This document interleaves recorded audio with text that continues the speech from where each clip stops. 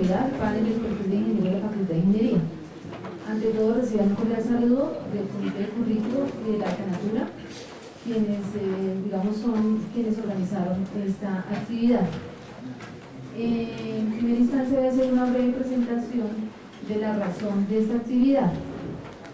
La Facultad de Ingeniería y General de la Universidad está muy interesada en iniciar la discusión, bueno, más bien continuarla porque debe ser algo continuo, sobre cuál debería ser el modelo o los modelos educativos de la Facultad de Ingeniería. En reflexiones hechas al interior del comité hemos encontrado que para poder empezar a plantear elementos al respecto del modelo educativo se requiere en primera instancia tratar de determinar el perfil del ingeniero. ¿Qué ingeniero queremos formar? ¿Qué es lo que esperamos en la formación del ingeniero? Para poder dar cuenta posiblemente de entonces qué tipos de estrategias, qué tipos de concepciones del conocimiento, de filosofía sobre la educación hay que tener que apunte a esa formación que estamos esperando. Este es uno de los 3 paneles que vamos a hacer con respecto al tema. El primero quisimos seleccionar entre los profesores de la facultad algunos de los docentes, digamos, de mayor trayectoria académica y de reconocimiento por por toda la comunidad académica. Y este, digamos, es un panel interno. Estamos participando los profesores de la Facultad de Ingeniería. Posteriormente se va a hacer un panel a nivel de la universidad, pues porque hay otras facultades de ingeniería. Y posteriormente vamos a hacerlo ya a nivel del país. Vamos a invitar también a unos reconocidos ingenieros para que podamos recibir sus aportes con respecto al tema. Entonces, en primer lugar, el profesor Octavio, el decano de la facultad, va a hacer una intervención. Posteriormente vamos a hacer la presentación. Bueno, ya están todos nuestros panelistas, vamos a hacer la presentación de los panelistas y daremos unas pautas de cómo va a ser la metodología, cómo se desarrolla un panel. De pronto, los estudiantes no tienen mucha idea de qué es un panel. Un panel es una discusión en la que participan entre 4 o 6 expertos sobre un tema con una pregunta en la cual cada uno tiene un punto de vista. En este caso escogimos un profesor de cada proyecto curricular. Ellos van a hacer una intervención de no más de 10 minutos y posteriormente la doctora Patricia Gallego, que es la moderadora, hará una presentación general de cómo se va a manejar la discusión y finalmente se cerrarán con las preguntas y con los comentarios que haya al lugar. Primero las personas de la mesa y posteriormente, si hay tiempo, con las personas que están participando en el público. Se diferencia un panel de una mesa redonda. En la mesa redonda participan todos en una discusión general. El panel, digámoslo así, discuten los expertos en el tema. Bueno, me permito entonces primero presentar a los panelistas. Tenemos al doctor Jairo Humberto Torres, ingeniero industrial de la Universidad Distrital, especialista en producción, doctor en ciencias de producción de la Universidad Central Marta Abreu de la Villas de Cuba. El profesor Jairo Torres, como de pronto lo conocemos los profesores de ingeniería industrial, es un profesor de larga trayectoria académica, de más de 20 años de experiencia docente en la universidad, en la Facultad de Ingeniería. Está el doctor Rafael Peña Suesca, ingeniero electrónico de la Universidad Distrital, es especialista en ingeniería de software de la Universidad Distrital, magíster en ingeniería eléctrica de la Universidad Nacional, también con 33 años de experiencia docente en la facultad. Está el doctor Germán Cifuentes, ingeniero catastral de la Universidad Distrital, especialista en ingeniería de software, magíster en investigación social interdisciplinaria, también con más de 30 años de experiencia como docente en la Facultad de Ingeniería. Está el doctor Julio García, ingeniero electricista, y ahorita él nos dirá que tenemos los demás títulos. Está el doctor Henry Alberto Diosa, ingeniero de sistemas de la Universidad Nacional, magíster en Teleinformática de la Universidad Distrital, doctor en ingeniería de la Universidad del Valle. Está la doctora Patricia Gallego. La profesora Patricia Gallego es una docente que recién se vincula a la Facultad de Ingeniería. Ella laboraba en la Facultad de Ciencias, es licenciada en Física de la Universidad Pedagógica Nacional, doctora en Física de la Universidad de Valencia y vinculada a la universidad hace 6 años. A continuación, entonces, el profesor Octavio Salcedo hará una intervención y luego la doctora Patricia Gallego tiene la palabra para hacer la introducción al panel y a continuación cada una hará su presentación de 10 minutos. Gracias. Buenos días, queridos compañeros, queridos estudiantes, queridos docentes, estimada comunidad en general. Para mí es un placer estar acá, estar con mis compañeros docentes de una gran trayectoria y sobre todo presentar cosas, actividades que siempre deseamos hacer en la facultad, que tienen que ver con abrir espacios de discusión. Yo siempre he dicho, este es un proyecto colectivo, tal como lo plantea Luis Jorge Garay, es una utopía colectiva consensuada, tal como lo es el país, como lo es la universidad. Siempre los grandes proyectos se construyen a largo plazo y donde están todos los matices, todos los colores, todas las diferencias. Creo que esa es la primera reflexión que les quiero hacer. La segunda acción a un tema que tiene que ver con el modelo pedagógico, el modelo educativo, muchos nombres que debe tener la universidad, que tiene que tener o que debe tener la Facultad de Ingeniería. Generalmente algunos dicen, pues, se pueden presentar modelos eclécticos, las corrientes, o modelos sonidos, ¿verdad? Bueno, no se nos olvide que hemos mejorado el auditorio y estamos todavía terminando de mejorar. Presento disculpas, el auditorio. Entonces, esa es la segunda reflexión. La tercera reflexión y final tiene que ver con la importancia de la ingeniería en el país, tiene que ver con la vocación que tienen los países para crecer, para tener un PIB bueno, para tener calidad de vida. Algunos dicen que si es bien cierto que las ciencias básicas, la física, las químicas, las matemáticas empujan, también es bien cierto que ese nivel de calidad, el nivel de vida que plantea CEN, se logra con esa ingeniería. Por eso estamos aquí.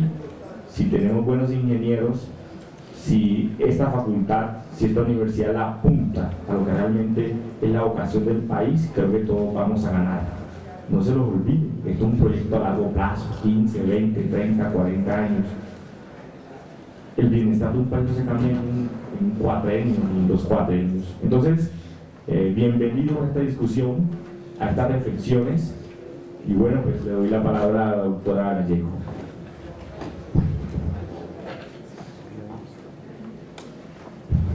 Bueno, buenos días. Yo, para hacer una introducción sobre el panel y en concordancia con lo que dice el profesor Octavio, pensamos que una de las mejores formas de explicar cómo se podría construir un modelo para la formación de ingenieros sería plantearlo desde los sistemas dinámicos. Porque un sistema dinámico es un sistema que evoluciona con el tiempo. El compartimento en dicho estado puede caracterizarse por los límites del sistema, los elementos y las relaciones. De esta forma se elaboran modelos y que representan la estructura del mismo. Entonces, desde el punto de vista de los currículos y sus diferentes áreas, se comportan de la misma manera como un sistema dinámico lineal, donde se asume que el aprendizaje de los ingenieros se puede cuantificar, predecir y determinar. Y creo que aquí es donde uno podría empezar a plantearse el problema de cómo debería ser la formación de los ingenieros, porque en un sistema dinámico lineal se supone que las condiciones iniciales y el resultado es predecible, pero al tratar de que este modelo educativo es con personas, las condiciones iniciales y todo lo que pueda pasar dentro de la interacción de la formación no se puede predecir. Entonces ahí estaría el problema, porque si llevamos formando estudiantes durante 10, 15 y 20 años bajo las mismas características con distinto nombre, ahí vendría el problema. Entonces por eso se hace necesario el replanteamiento y la inclusión de toda la comunidad, porque no se trata de que nosotros desde la facultad planteemos una forma de cómo se deben las clases y los profesores, los estudiantes no se vinculan y aportan también su punto de vista.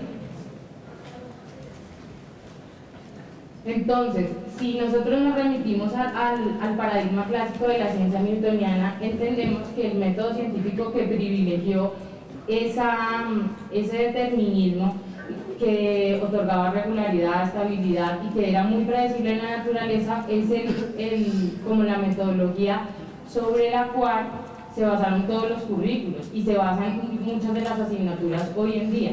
Pero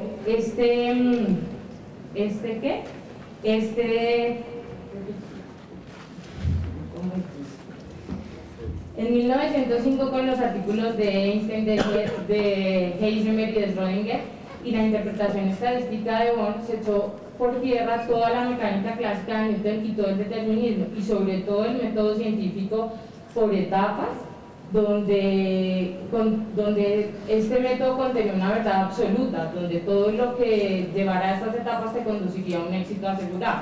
Entonces, estos fundamentos epistemológicos que dio la nueva mecánica cuántica hizo una ruptura no solamente en la forma de entender la física y los fenómenos de la naturaleza, sino la filosofía y la epistemología de la ciencia.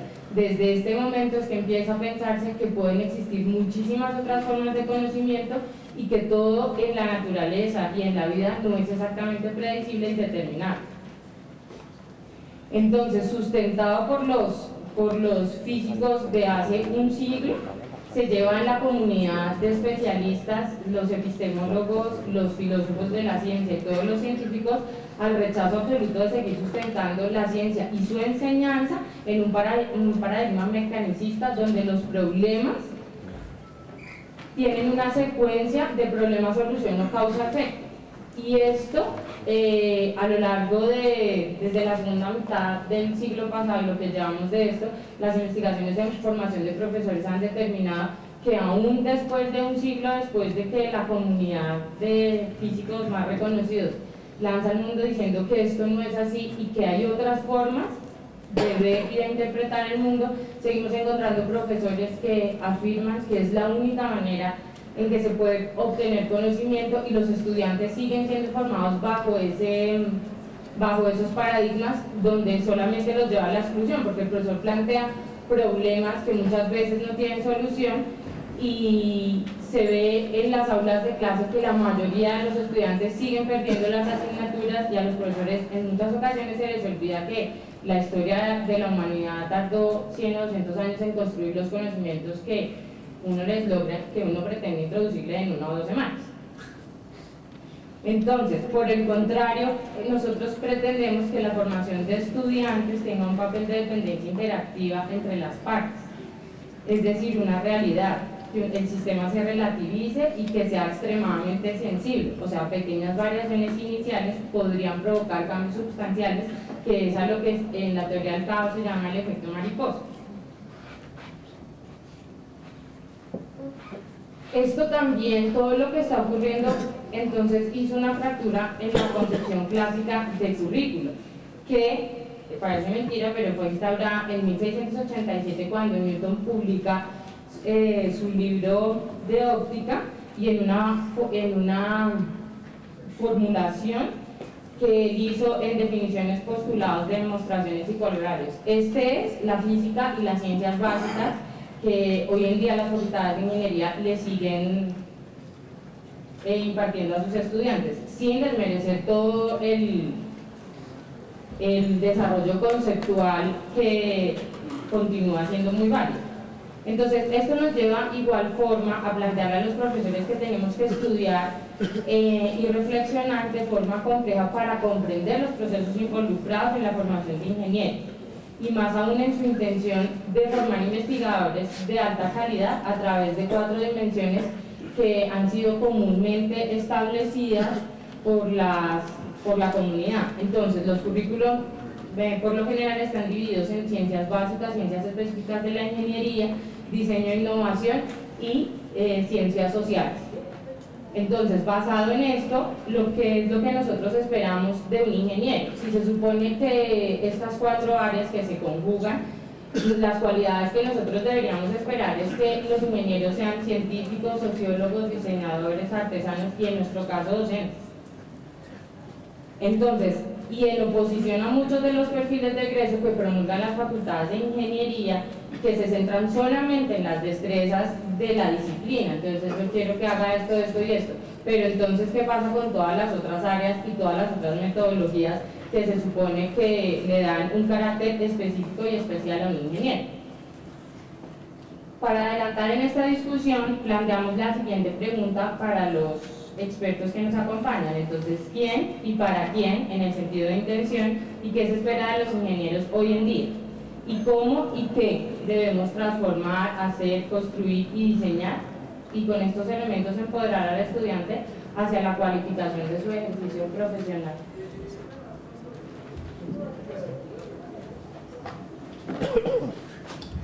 Gracias. Entonces en el orden está el doctor Rafael Peña en su intervención primero, luego está el doctor Germán Cifuentes, el doctor Julio García, el doctor Jairo Torres y el doctor Henry.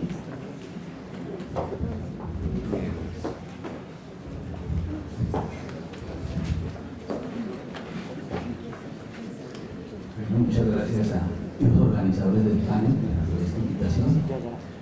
Un saludo pues, a todos los asistentes, profesores y estudiantes.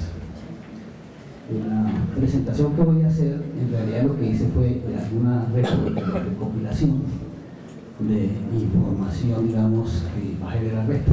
Hoy en día pues esto es fácil. Entonces, voy a hacer alguna presentación, algunos referentes en ese sentido.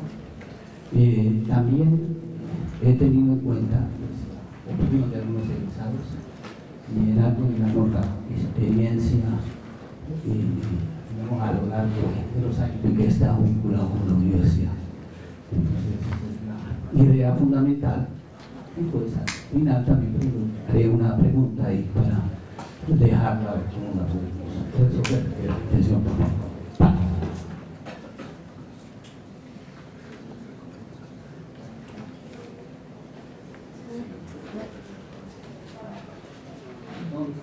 Entonces, refiriéndonos aquí, digamos, a la primera parte de la presentación, pues, unas miradas sobre el perfil del ingeniero.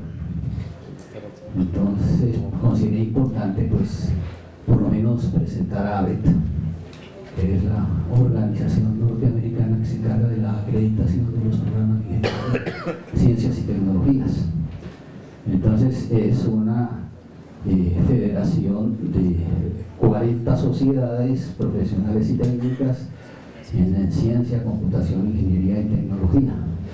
Y es una entidad que tiene 75 años de existencia y que ha acreditado cerca de 3.100 programas alrededor del mundo en 600 universidades. Entonces, pues ahí vemos, me pareció importante tener en cuenta esta referencia internacional. No se han tenido en cuenta otras referencias internacionales que igualmente podrían ser muy importantes, seguramente de Europa y de Asia y de otros países. Refiriéndome a ABET y para ver la importancia, digamos, de esta organización, entonces se presenta un listado ahí de la... Bueno, pues es una entidad, como les decía anteriormente, dedicada a la acreditación en ciencias, en computación, en ingeniería y en tecnología. Ahí pues cantidad de organizaciones, instituciones por las cuales ellos cambia el micrófono. Perdón, creo que es mejor hablar sin micrófono, ¿Creen ustedes?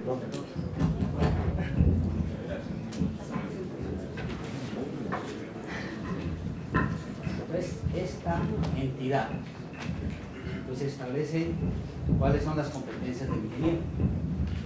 No se tiene un planteamiento en ese sentido, las cuales se presentan aquí. Y son 11 en total. Entonces hay una primera, que es ahí, podemos ir haciendo la lectura, y es la capacidad para aplicar los conocimientos de matemáticas, ciencias e ingeniería, y la capacidad para diseñar y dirigir experimentos, así como para analizar e interpretar datos, es la capacidad para diseñar sistemas, componentes o procesos para satisfacer las necesidades con enfoques reales, es la capacidad de participar en equipos multidisciplinarios, es la capacidad para identificar, formular y resolver problemas de ingeniería. De alguna manera es entender la responsabilidad profesional y ética.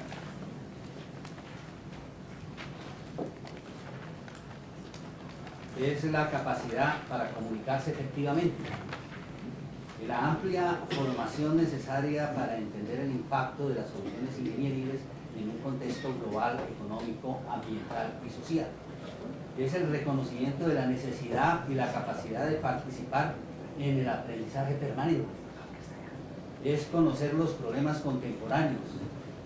Es la capacidad de usar la técnica, las habilidades y herramientas modernas de la ingeniería necesarias para la práctica ingeniería. Entonces me parece que hay como que están resumidas de alguna manera pues, las competencias y las capacidades de los ingenieros. Está, pues, como decía anteriormente, pues, soportado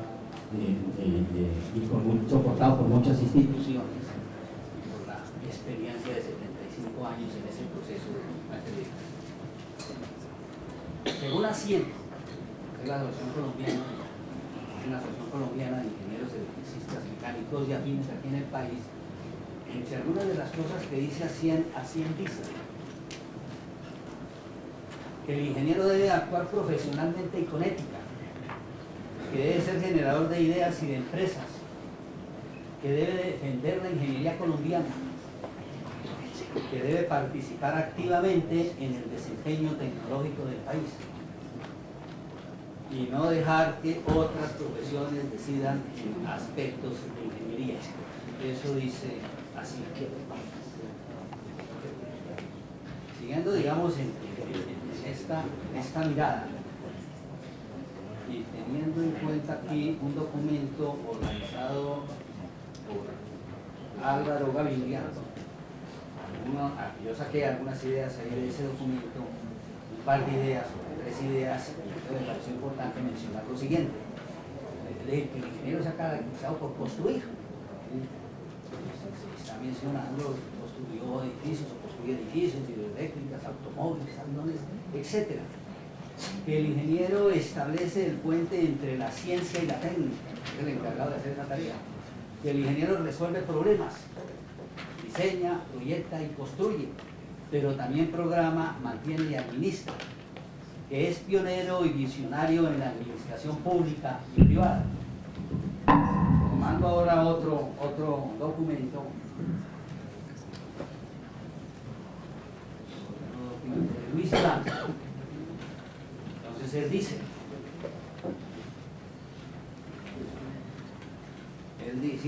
las competencias genéricas se mantienen en el tiempo. La ingeniería se mantiene y si se actualizan en las tecnologías de punta y en los requerimientos de la globalización, se puede decir que los ingenieros están preparados para las exigencias del mundo actual.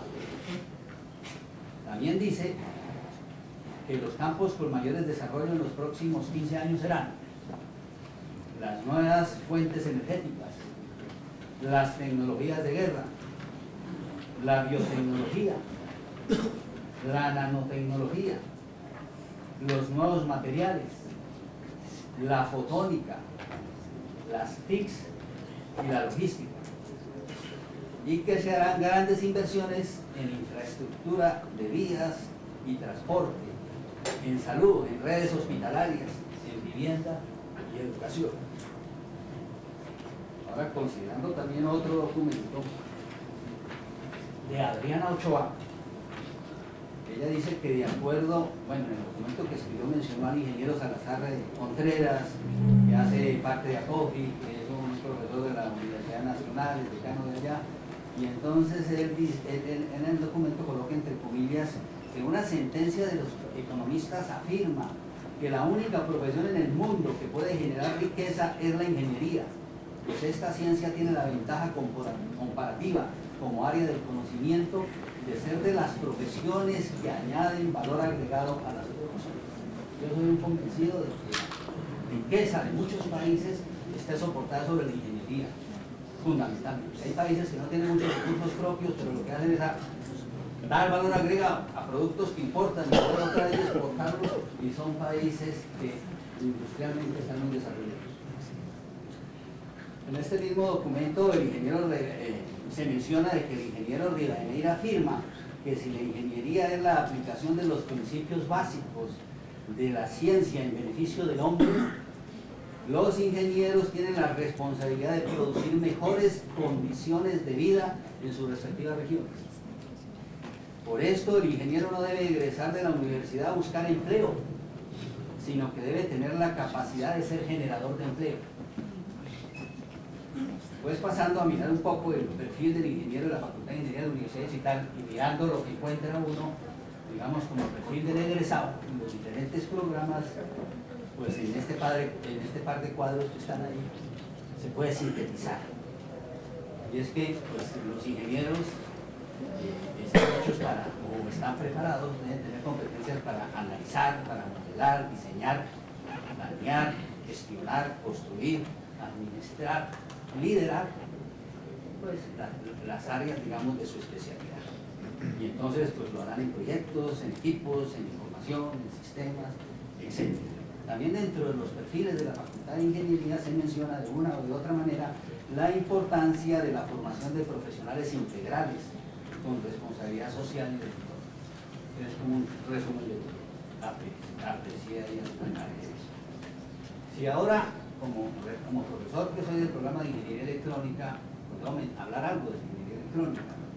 Y entonces fui y miré en el documento que están escritos en Ingeniería Electrónica, y de acuerdo a ese documento se encuentra de que el egresado en electrónica puede ejercer en, como lo mencionaba la profesora que se habla de la área específica de la profesión, entonces en diseño electrónico, en telecomunicaciones, en control, en instrumentación, soporte y mantenimiento, electrónica de potencia y televisión, menciona.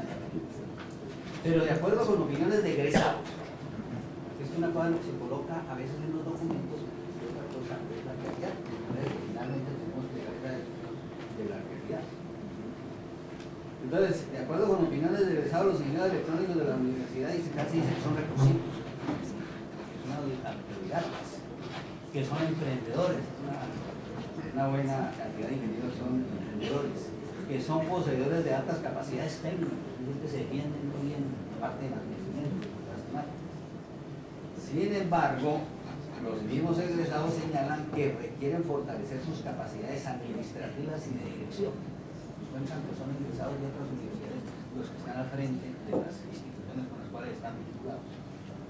Sus conocimientos en las leyes y normatividades, un poco eso, del sector obviamente, y así como el sentido de pertenencia hacia la universidad. Desafortunadamente aquí tenemos muchos egresados que no se entusiasman mucho por regresar a la universidad. Entonces, pues recopilando lo que se ha mencionado, lo que he recogido ahí, entonces unos aspectos a tener en cuenta en el perfil del ingeniero, pues deben ser, entonces realizar aprendizaje continuo, es decir, además de todo lo que se ha mencionado anterior, pues debe ser una persona que debe estar pendiente del aprendizaje continuo y ser vigilante de nuevas oportunidades.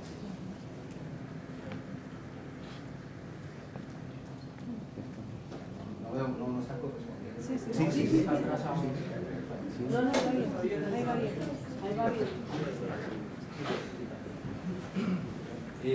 Expandir sus horizontes y nunca dejar de hacerlo. Esa es una condición de todos los ingenieros, no solamente los electrónicos. Y de muchas profesiones más. Amar su profesión y ser apasionado de su trabajo. Conservar las características tradicionales de la ingeniería. Aquí falta colocar eso que es la ingeniería. Y adaptarse a las exigencias del mundo actual. Como actor fundamental en la producción de riqueza, tener la responsabilidad de producir mejores condiciones de vida en sus respectivas regiones. Ya lo había mencionado atrás, lo estoy trayendo otra vez acá. No egresar de la universidad para buscar empleo, sino preferiblemente tener la capacidad de ser generador. Otros aspectos también para tener en cuenta es formar ingenieros con sólidos conocimientos en ciencias básicas. Esto lo he escuchado varias veces. Que las especialidades de las ingenierías cambian muy rápidamente, por eso los ingenieros están actualizando. Y que a veces han encontrado que ingenieros que son fuertes en ciencias básicas les queda más fácil actualizarse y adaptarse al cambio que ingenieros que de pronto tienen diferencias en ese sentido, así salgan muy expertos en las personalidades. Desarrollar la creatividad en los estudiantes, parece que es algo que hay que tener en cuenta. Hay que tener en cuenta que tan importante como los planes de estudios es el buen ejemplo y profesionalismo que los profesores podamos transmitir a los estudiantes. Entonces ahí nosotros estamos hablando del perfil del egresado, pero no estamos hablando del perfil del profesor, me parece que es un tema que es supremamente importante. Que simplemente los egresados de alguna manera son respuesta de lo que hacen los profesores. Entonces eso me parece que vale la pena llevarlo a otra discusión de otro. Y obviamente esto tocaría con temas que son los mismos.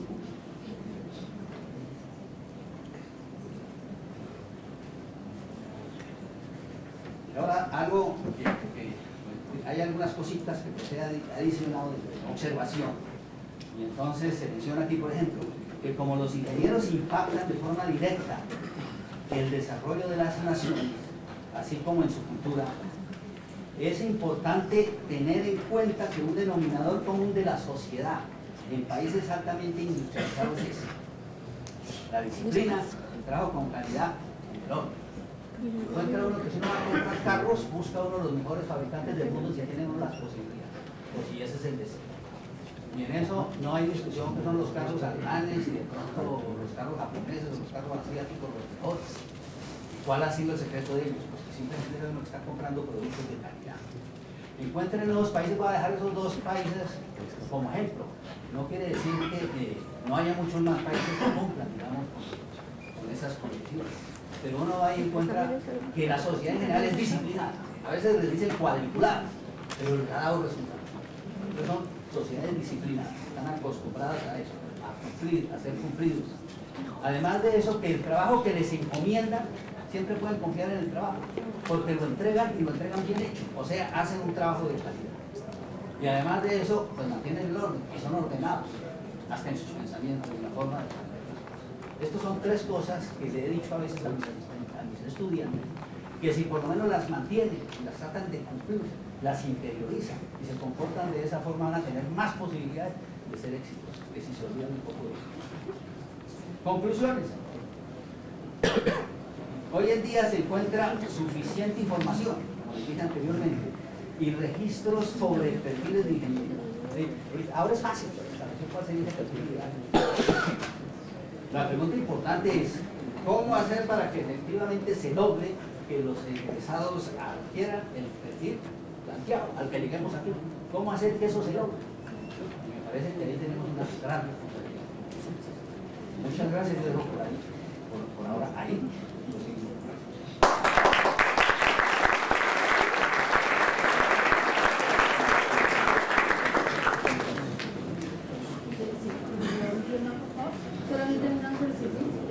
Tenemos previsto que son 10 minutos de la intervención y puedes tratar lo posible de... Yo sé que es súper imposible mantener el tiempo. Gracias.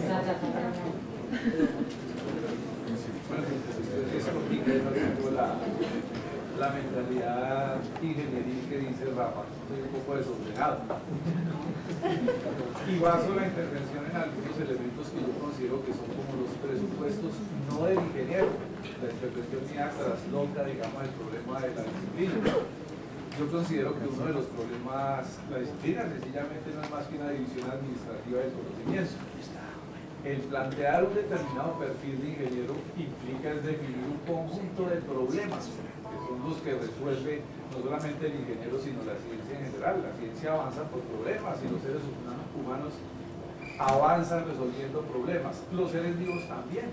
Y los seres vivos que no logran resolver el problema, pues uno sabe que les ocurre normalmente, desaparecen de la naturaleza. En ese sentido, uno de los presupuestos que yo tengo, no para el ingeniero, sino para el ser humano en general, a quien le ha gustado la ciencia o le gusta la ingeniería como aplicación de la ciencia, está dar una especie de soporte de bagaje espiritual, epistemológico y filosófico a sus propias actividades. El comprender exactamente qué es la ciencia y cuál es el papel de la ingeniería lo sitúa él también. Muchos de los elementos que uno plantea o que podría plantear en este momento, por ejemplo, los que dice, hay un autor, ahora les digo unos autores porque yo no supero todavía el problema de la clase, una serie de autores, pero uno que me llama en especial la atención es Edgar Morin. La generación de una cosa que él denomina la inteligencia general como elemento de presupuesto para poder definir y resolver los problemas pequeños. La ciencia y en general todo el conocimiento científico está disperso. Eso nos debe llevar a lo que llaman los filósofos modernos o los científicos en general la modestia del intelectual. Si solamente poseo una partícula de conocimiento, ¿cierto? La prepotencia y otra serie de actitudes que no son propias del científico no tienen lugar de ser. Cuando hablo de algunos problemas que no tocamos, por ejemplo, como la enseñanza de la democracia, es una aplicación del racionalismo a la forma en que las sociedades funcionan. Es una aplicación de la razón y de la crítica, no la razón individual. La razón individual me sirve para abordar los problemas y para proponer soluciones, pero la forma objetiva en que esas soluciones que yo propongo, ¿cierto?, pueden ser discutidas y mejoradas, es a través de la discusión que se da entre los científicos. Una de las propuestas que hace Morin, ¿cierto?, está en ese aspecto, en cómo logramos generar una inteligencia de conjunto que supere las limitaciones que tiene la excesiva especialización que estamos viendo hoy en las ciencias sociales y en las ciencias físicas y en la ingeniería en general. Tenemos dos problemas. De pronto los de la ingeniería son más sencillos de solucionar que los problemas sociales. Hayek, que seguramente muchos lo deben haber oído, Friedrich Hayek, planteaba una serie de elementos respecto a los presupuestos de conocimiento que deben tener los ingenieros, los científicos de las ciencias sociales y los científicos de las ciencias naturales. Y decía que en las ciencias naturales un excelente matemático, un excelente físico, unas muy pocas, digamos, áreas del conocimiento podían darnos el soporte necesario para afrontar ciertos problemas, o la mayoría de los problemas de la ciencia y de las ciencias físicas y de la ingeniería. Mientras que, y planteaba él en términos de ecuaciones, mientras que una ecuación de las producidas en las ciencias físicas tienen unas pocas variables, en las ciencias sociales el conocimiento es inmenso y por eso ni siquiera podemos aproximarnos a modelos teóricos de lo que es el comportamiento humano en las ciencias sociales. Es imposible, ¿sí? Entonces eso nos muestra también la complejidad enorme del conocimiento. Cuando hablaba yo de las relaciones entre ciencia e ingeniería, me refería al hecho de que las ciencias físicas son las que producen las leyes que uno conoce. Son, digamos, las ciencias, el ámbito natural de la investigación. Esas. La ingeniería solamente tiene un papel subsidiario, pero muy importante, en el sentido de que la ingeniería o los ingenieros contrastan, y ese es uno de sus principales papeles, contrastan las leyes producidas por las ciencias naturales. Cuando construyo un edificio, cuando hago un carro, cualquier artefacto, cualquier cacharro de esos, cuando yo construyo eso, estoy poniendo en práctica una serie de ideas científicas, unas leyes, las que uno dice que son de la naturaleza, pero que no son más que modelos producidos por los seres humanos. Un presupuesto metafísico es el de que existen leyes en la naturaleza, pero no es un presupuesto científico, es solamente una aproximación, es lo que mueve a los científicos. Si ellos no pusieran detrás de sus actividades ese presupuesto metafísico, pues no harían nada, ¿cierto? Si no tratan de formular modelos, porque esa es la ciencia no pasa de ser formulación de modelos para trozos de realidad. Si él no pone de presente ese presupuesto de que existe algo, estaría buscando nada. Entonces, esos elementos son los que yo considero que van articulando no al ingeniero propiamente dicho, sino a cualquier persona que tenga que ver con la ciencia o con la ingeniería en cualquiera también de sus ámbitos. Hemos tenido que dividir el conocimiento en electrónica, en física, en eléctrica, todas las disciplinas que uno conoce, porque es imposible abarcar el conocimiento completamente, es necesidad de partirlo. Por eso es que decía yo que las disciplinas eran sencillamente una división administrativa y como tal era absolutamente arbitraria. El conocimiento, de los planteamientos que hace, hay otro filósofo que voy a mencionar, es Pacero, dice que uno de los presupuestos para la última participación, para la formación, ¿cierto? Él se refiere a otro tipo de científico, es el de la creación de una actitud investigativa, una actitud crítica a partir del conocimiento de la historia de la ciencia y a partir de la epistemología. Eso nos muestra también la fragilidad del conocimiento y también nos da una ayuda en el sentido de cómo valoramos, ¿cierto?, el desarrollo de la ciencia. El método, lo que diseñó Einstein, ¿sí?, sus teorías, ¿sí?, en términos prácticos son en algunos aspectos iguales a las teorías de Newton, ¿cierto? Pero hay problemas de predictibilidad, hay problemas de análisis, de simplificación de las teorías científicas que nosotros tenemos que conocer, que es preciso que conozcamos y que además sepamos cuál es el mundo en que nos movemos, el entorno en que nos estamos moviendo. Gracias.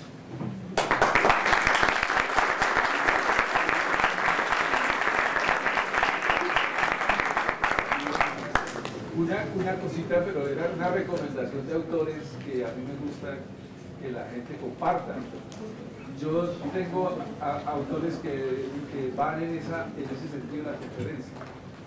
Lean la obra completa de Popper, Imre Lakatos, ¿sí?, Bertrand Russell, Friedrich Hayek, Ludwig von Mises.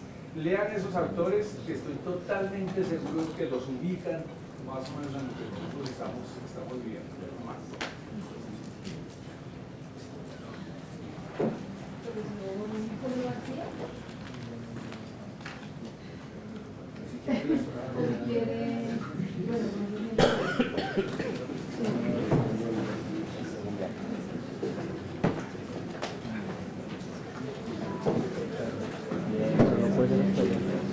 Profe.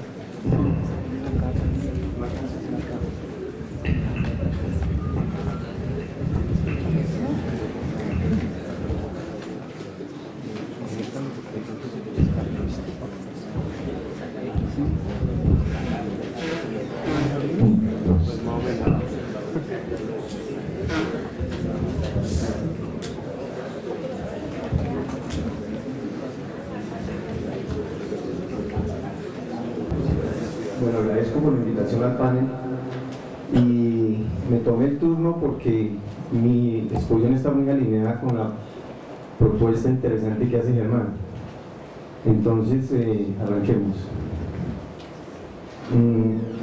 Lo primero, voy a basar mi charla en algunas frases de Jorge Wagensberg, físico de la Universidad de Barcelona, y en la experiencia que también tengo como docente frente al problema de desarrollar software. Entonces, voy a tratar de abarcar por lo menos la primera parte de la charla y si alcanzo, llego a lo otro y a bajarnos a la realidad, porque pues venir aquí a hablar de manera esotérica y no bajar a nuestros problemas reales, pues yo no le veo mucho sentido. Entonces, sigue claro. Yo creo que esta pregunta es importante. Somos transductores de la realidad, pero tenemos una diferencia frente a los animales. Podemos indagar y aprender de esta. Nos coloca entre todos los seres vivos, pues en los seres, digamos, más evolucionados en términos de entender la realidad. ¿Dale? Y entonces aquí aparece una frase, una frase que también llama la atención y es: ¿será que la realidad es la gran hipótesis de la mente pensante? ¿Será que todo lo que hacemos, todos los modelos que hacemos realmente son hipótesis de una realidad, dado que somos esos traductores de esa realidad? ¿Sí? Y pues obviamente creemos que es cierto lo que proponemos y nos ponemos de acuerdo en eso que proponemos, y ¿sigue? Entonces llegamos a lo que nos ocurre, dale otra vez, tenemos la realidad, ¿sí? Y esa realidad tratamos de llevarla a modelos. De nuestros primeros modelos son cuando vamos a primaria ya a estudiar los números, y si vamos con una buena profesora de aritmética, coge piedritas y nos pone a contar, o palitos, o si hay plata, un abaco, ¿sí? Y llega nos pone 5 piedritas y nos lo transforma en un símbolo que es el 5, y entonces ponemos el primer modelo que lo metemos aquí en la cabeza, sabemos que ahora en adelante 5 corresponde a 5 elementos de la realidad. Es como de nuestros primeros modelitos que construimos allá cuando nuestra mente empieza a ser traductora de eso que está viviendo, ¿sí? A representar esa realidad, ¿sí? Pero bueno, como el ser humano sigue evolucionando, entonces tenemos modelos, y para hacer modelos debemos aprender algún lenguaje que nos permita comunicar los modelos, pero que ojalá nos permita comunicarnos con otras mentes de una manera uniforme, para que yo pueda entender lo que mi otra persona quiere decirme de esa realidad. Entonces aparece el metamodelo, que es lo que yo considero que un ingeniero debe venir a aprender en el pregrado, un metamodelo, porque él va a salir a la industria a producir modelos, y él se va a encontrar con otros ingenieros, y si trabaja en el área que yo trabajo, en ingeniería de software, él seguramente va a proponer un modelo basado en algún lenguaje que aprendió de la universidad, porque hubo unos profesores que con arbitrariedad del avance de la ciencia han acogido que ese lenguaje metamodelado, ¿sí?, sea el lenguaje para comunicarse. O si es en electrónica, entonces aprenderán los lenguajes de metamodelado en electrónica para representar señales o para representar ruido, y puede estar sustentado en todo lo que son las matemáticas. Entonces ahí tenemos una de las grandes labores de la universidad: hacer ingenieros que tengan en su cabeza lenguajes de metamodelado para hacer modelos industriales, generar soluciones, ¿sí? Pero entonces aparecen otros niveles de formación, y son aquellos que dicen que se paran en la frontera del conocimiento. Entonces en la frontera del conocimiento ya planteemos qué formula los metamodelos. Entonces dale otra vez. Entonces tenemos los metamodelos ahora, ¿sí? Pero existen por encima de los metamodelos conceptos todavía más elaborados que me permiten construir esos lenguajes de metamodelado, que son los que llamamos los metamodelos, que es la labor de las maestrías, que el magíster aprende a manejar y su discurso sea de los lenguajes de metalenguajes. Y la del doctor, correr un poquito la frontera de la ciencia, por eso se le llama doctor, no a todo mundo. Pero aquí sí le decimos doctor a todo mundo. En la presentación nos dimos cuenta. Y debemos ir aprendiendo a respetar eso. Nosotros no podemos seguir, ¿sí?, siendo inconscientes del ejercicio riguroso de la academia. Que el ejercicio riguroso de la academia respeta esas cosas. Y esa discusión la tenemos que empezar a abordar con seriedad desde esta universidad. Y con seriedad de crítica constructiva, porque si nos reúnen acá, no es para mantener el statu quo de esta facultad, es para mover el statu quo de esta facultad. Y entonces, cuando Germán propone sus tesis, pues yo me alineo con ellas totalmente, sigue. Porque también se dice que ¿qué hace el ingeniero allá afuera? ¿Nosotros qué hacemos? Las matemáticas, las ciencias básicas nos dotan de las posibilidades de contrastar eso que otros proponen. Y el contrastarlo lo hacemos a través de ir y generar soluciones, que normalmente en cualquier ingeniería afronta. ¿Para qué quieres lo que vas a hacer? ¿Qué es la funcionalidad? ¿Cuál es la estructura de tu solución? ¿Y cómo se comporta tu solución? Que son los modelos un poco más complejos, lo que llamamos muchas veces el modelado dinámico. ¿Sigue? Y entonces, ¿qué es el conocimiento? Esa es la pregunta que nos tenemos que hacer. Y Germán estaba abordando el tema. El conocimiento es un producto de la mente exportable a otra mente. Ese es el conocimiento. Si hay alguien más, si no hay alguien más por ahí, entonces, si no lo hay, pues me lo va a transmitir a mí mismo, pero con cierta rigurosidad, ¿cierto? Porque me he dotado esos lenguajes matemáticos. Pero de momento, para conocer lo que pienso, siempre tendré que salir a explorar esa realidad, a entenderla, a traducirla de alguna manera. Y para terminar esta primera parte, esta frase que me parece hermosa: una ley, un modelo o un modelillo se distinguen por la cantidad de realidad que representan. que comprenden, que comprimen. Por eso las leyes de la física son tan respetables. La teoría de Newton de lo macro, que puede no funcionar en lo cuántico, ¿sí? Los niveles más pequeños de la materia, ¿sí? Pudo comprimir mucha realidad que permitió muchas soluciones en la ingeniería. Y entonces cuando trabajamos en los niveles de abstracción, si yo introduzco un concepto en el nivel del metalenguaje, que eso lo hace un doctor, eso al propagarse a los niveles de abstracción inferiores es poderoso, poderoso. Entonces esta facultad tiene que ir hacia eso, hacia formar ingenieros que tengan unos conceptos poderosos cuando hacen sus modelos industriales o sus soluciones, cuando estén incorporados en un equipo interdisciplinario. ¿Cuánto tiempo me queda? Entonces voy a ir muy rápido en lo que sigue. Sobre la naturaleza de la universidad y su crisis actual, porque una cosa es la teoría, el conocimiento, la epistemología, eso que nos gusta mucho estudiarlo para abordarlo con seriedad, pero siempre el contexto determina la semántica, normalmente es así, ¿sí? Y entonces el contenido de un individuo, ¿sí?, se da por los contextos de formación en donde se desempeñó, ese contenido que él construye. Y ese contenido lo tiene que dar esta universidad.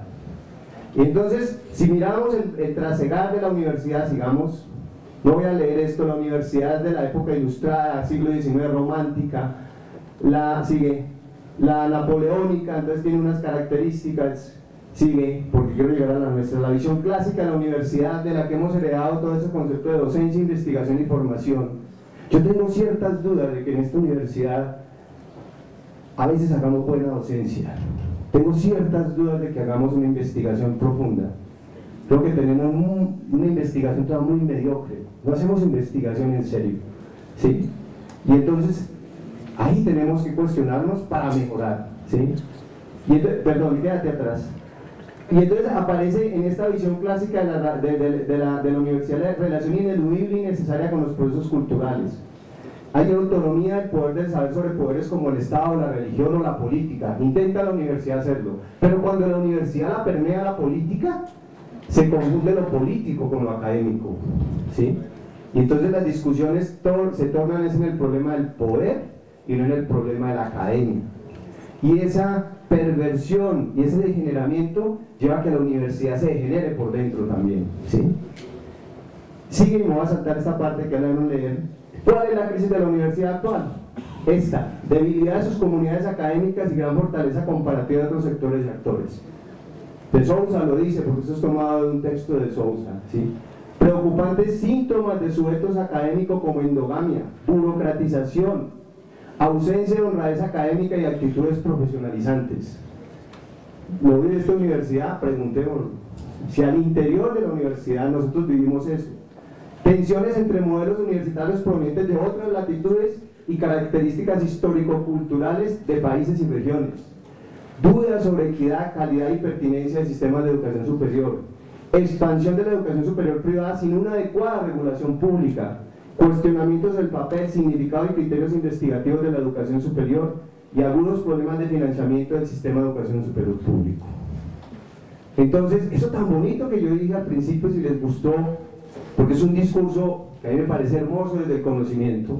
Cuando yo lo bajo al contexto que le da la semántica, es ahí donde tenemos que evaluar si lo estamos logrando, contrastarlo y definir qué debemos hacer para lograrlo, si no lo estamos haciendo o si lo hacemos mediocremente. Y para terminar, vamos a la última diapositiva. Lo que mira el que planifica, ¿vale? Entonces mira un individuo y empieza a ver unos aspectos, y entonces vemos una cantidad de posibilidades, pero todo puede en el papel, en la administración plantearse, pero si no hay sólidos valores éticos, la institucionalidad académica se deteriorará, ¿sí? O sea, si no hay sólidos valores éticos en quienes nos gobiernan, en quienes hacen la academia, no podemos soñar con una universidad decente para el reto que nos espera en este siglo. Y por último, podemos tener textos donde hablamos del ingeniero de sistemas y entonces viene esa canción, palabras, palabras, palabras, y entonces lo de fondo no se hace. Muchas gracias.